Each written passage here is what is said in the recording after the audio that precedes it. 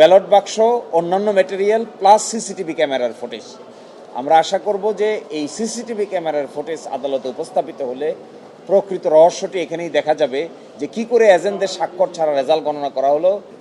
খুলনা 5 ডুমুরিয়া ফুলতলা, এটাতে যিনি পরাজিত হয়েছেন তিনি হলেন বাংলাদেশ জামায়াতে ইসলামীর বর্তমান সেক্রেটারি জেনারেল জনাব গোলাম পরওয়ার। তিনি এই আসনে 2604 ভোটে পরাজিত হয়েছিলেন। আমরা আজকে রেজাল্ট শিট আদালতে উপস্থাপন করে দেখিয়েছি প্রায় 17,000 ভোট আছে, যে ভোটগুলোতে কেন্দ্রভিত্তিক যে রেজাল্ট আছে ওই রেজাল্টের শিটে এজেন্টদের কোনো স্বাক্ষর নাই এবং কোনো কোনো জায়গায় আছে এজেন্টদের নামও নাই। এই অবস্থায় ওই রেজাল্ট শিটকে কাউন্ট করা হয়েছে। একই সাথে আমরা দেখিয়েছি যে সিসিটিভি ক্যামেরা ফুটেজ থেকে এটি দেখা যায় যে এই সমস্ত জায়গায় একই ব্যক্তি বারবার ভোট দিচ্ছেন এবং এই প্রেক্ষিতে তখনকার মিলিটারি কিছু পদক্ষেপ নিয়েছিলেন। আরেকটি আসন হলো পিরোজপুর 2, ভান্ডারিয়া, কাউখালী এবং নেসারাবাদ। এটিতে যিনি পরাজিত হয়েছিলেন তার নাম হলো জনাব শামীম সাইদি। তিনি এই আসনে 8,288 ভোটে পরাজিত হয়েছেন।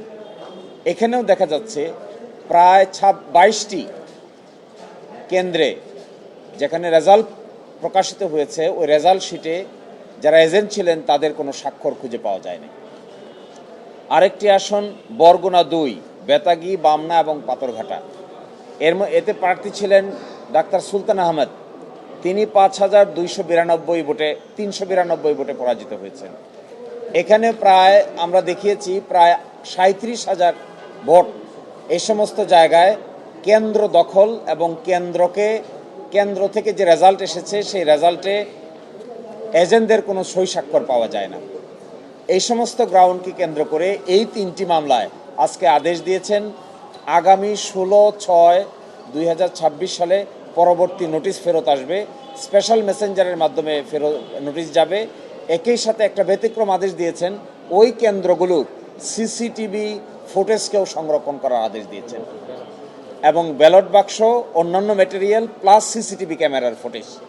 আমরা আশা করব যে এই সিসিটিভি ক্যামেরার ফুটেজ আদালতে উপস্থাপিত হলে প্রকৃত রহস্যটি এখানেই দেখা যাবে যে কি করে এজেন্টদের স্বাক্ষর ছাড়া রেজাল্ট গণনা করা হলো এবং রেজাল্ট পাবলিশ করা হলো যেখানে কোনো এজেন্টদের স্বাক্ষর নাই। আমরা প্রত্যাশা করি এই সমস্ত জায়গায় ভবিষ্যতে পরিপূর্ণভাবে ভোট পুনঃগণনা হলে এই আসনগুলোতে এই 3জন ব্যক্তি তাদের জয় নিশ্চিত করতে পারবেন।